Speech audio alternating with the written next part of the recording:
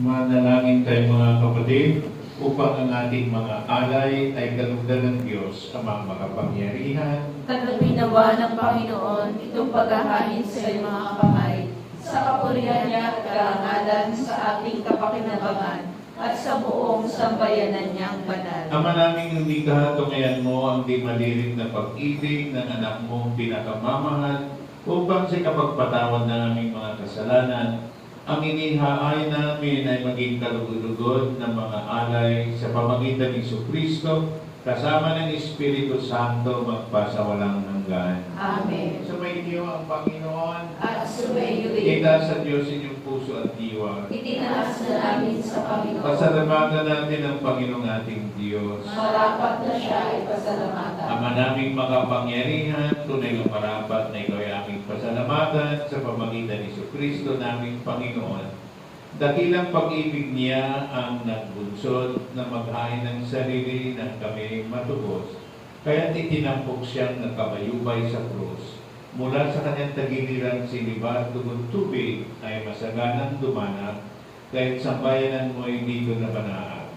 Ito ang sa katauhan na akit sa puso ng iyong anak na sumasagip sa mga dumudulog sa bakis ng kanyang pag-ibig.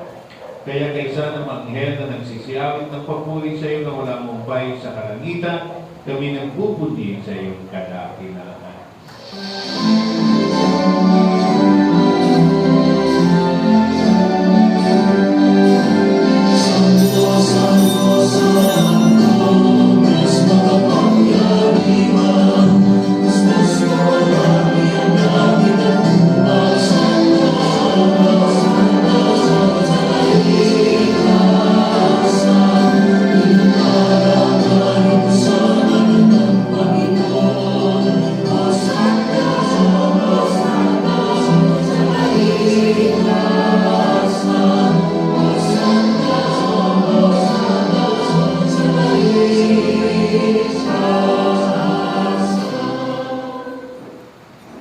Ama naming manamig ang buka ng tanang kabanalan, kahit sa pamagitan ng iyong Espiritu gawin mong banal ang mga kaloob na ito upang para sa aming maging katawan at dugo ng aming Panginoong Jesucristo.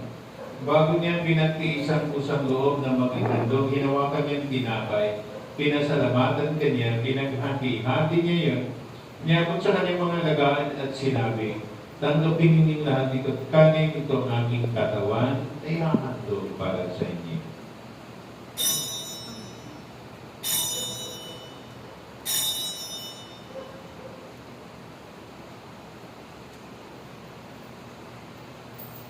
Ngayon din naman nung matapos ang hapunan, hinawakan niyang kalis, muli kanyang pinasalamatan. Niabot niyang kalis sa kanyang mga lagad at sinabi, tanggapin ninyong lahat ito at inumin. Ito ang kalis ng aking dugo, ng bago at walang hanggang tipan. ang aking dugo na ibubuhos para sa inyo at para sa lahat sa kapagpatawad ng mga kasalanan. Gawin niyo ito sa pag-alala